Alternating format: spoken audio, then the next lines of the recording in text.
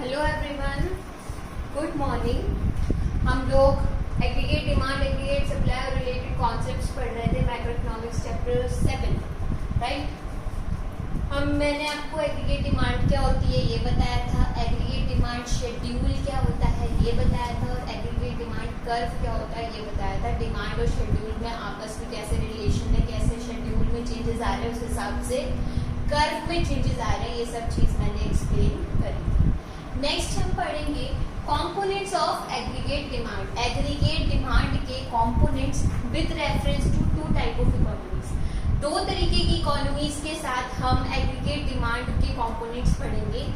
दो तरीके की इकोनॉमी कैसी कैसी होती है, एक होती है क्लोज इकोनॉमी और एक होती है ओपन इकोनॉमी। क्लोज इकोनॉमी कौन सी होती है मैंने आपको एक बार ब्रीफली पिछले वीडियो में समझा दिया था, फिर भी मैं आपको दोबारा समझा देती हूँ।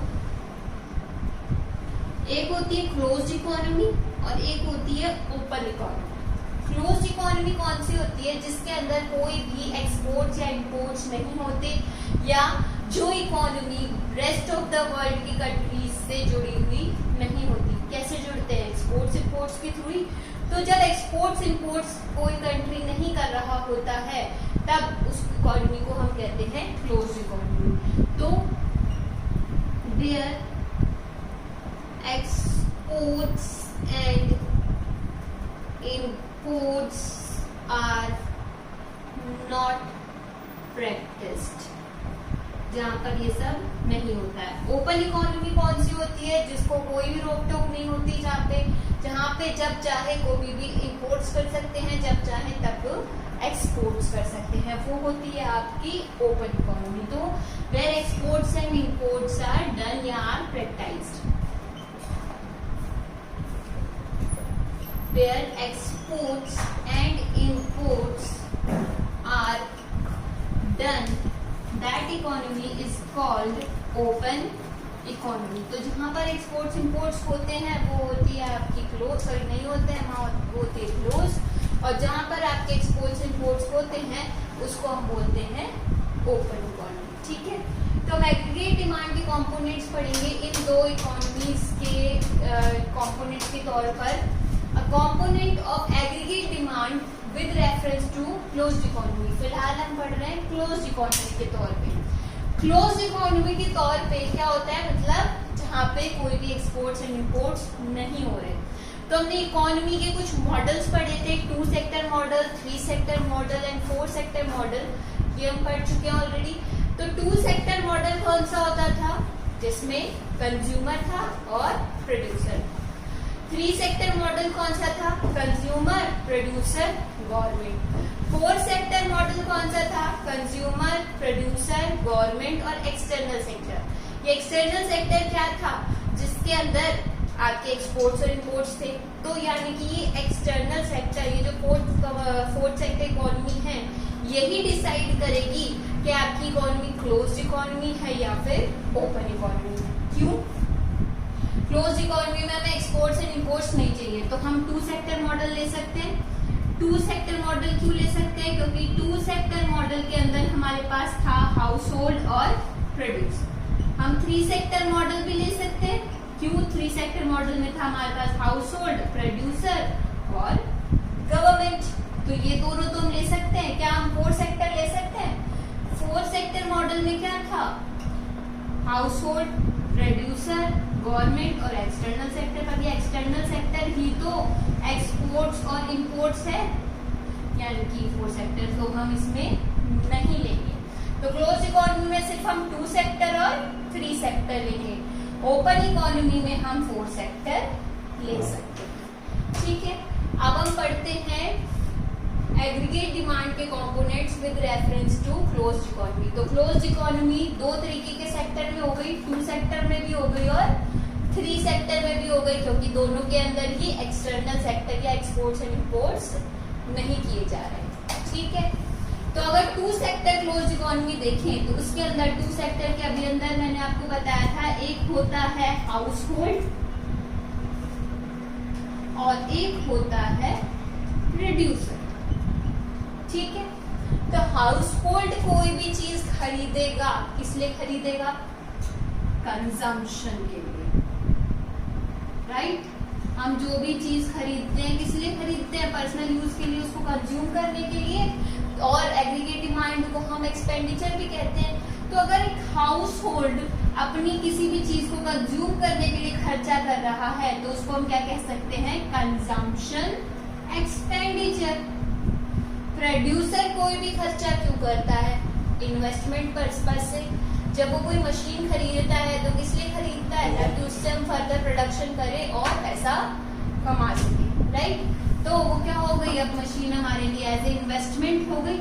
तो इसीलिए हमने क्या ले लिया उसको? इन्वेस्टमेंट। और क्योंकि एग्रीगेट डिमांड को हम एक्सपेंडिचर मान के चल रहे हैं तो इसलिए क्या हो गया? Investment expenditure. तो जब टू सेक्टर मॉडल ले रहे हैं तो उसके अंदर एक है हाउस होल्ड और एक है प्रोड्यूसर।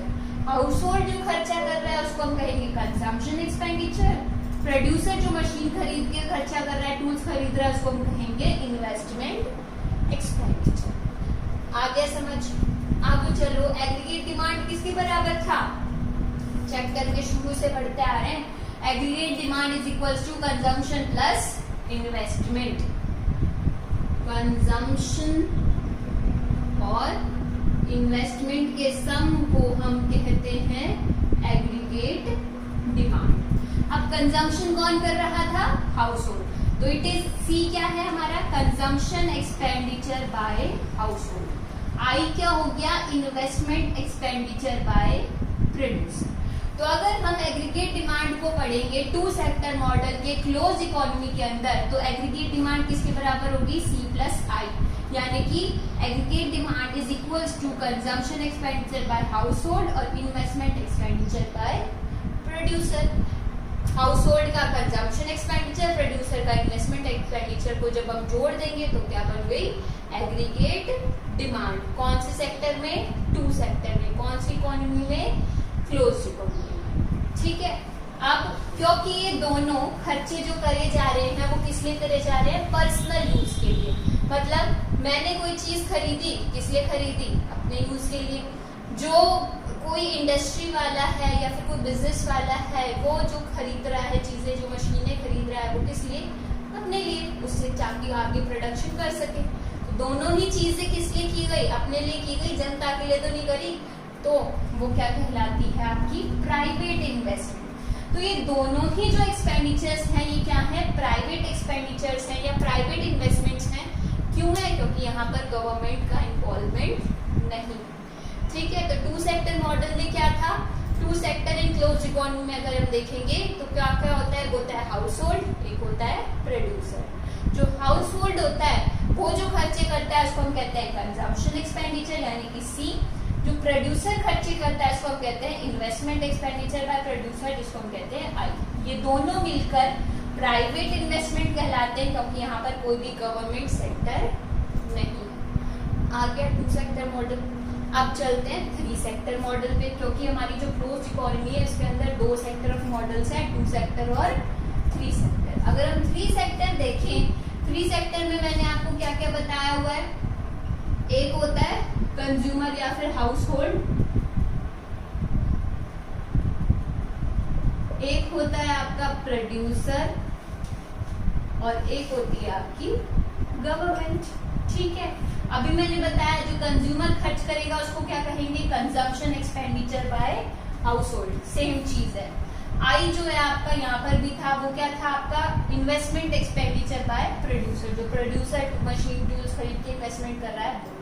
ये दो फैक्टर्स तो वही सिमिलर हैं जो टू सेक्टर मॉडल में थे। सिर्फ क्या चेंज आया? जी का। सी प्लस आई प्लस जी। जी क्या है? गवर्नमेंट का एक्सपेंडिचर। गवर्नमेंट जो खर्चे कर रहा है, गवर्नमेंट भी खर्चे करती है, गवर्नमेंट भी चीजें खरीदती है। तो गवर्नमेंट का जो एक्सपेंडिचर होता है ना वो क्या होता है? इन दोनों का मिक्सचर होता है। मतलब गवर्नमेंट कंजम्पशन पर्पस के लिए भी एक्सपेंडिचर्स करता है और इन्वेस्टमेंट पर्पस के लिए भी करता है। कंजम्पशन पर्पस के लिए कैसे कहेंगे? जैसे कि डिफेंस वगैरह होता है उसके लिए क्या करती है गवर्नमेंट? फूड खरीदती है, कपड़े खरीदती है, ये सब चीजें खरीद रही है। तो ये क्या हो गया? कंजम्पशन पर्पस के लिए खरीदा जा रहा है। उसी तरह गवर्नमेंट क्या करती है? ब्रिजेस बनवाती है, रोड्स बनवाती है, हॉस्पिटल्स बनवाती है। वो क्या है? इन्वेस्टमेंट पर्पस है। उससे क्या होगा? आगे पैसे कमाए जाएंगे और आगे उनकी इकोनॉमी ग्रो हो सकेगी। में कौन कौन हो गया? Consumer, producer, government. कंज्यूमर जो खर्चा करेगा उसको कहेंगे consumption expenditure by house hold.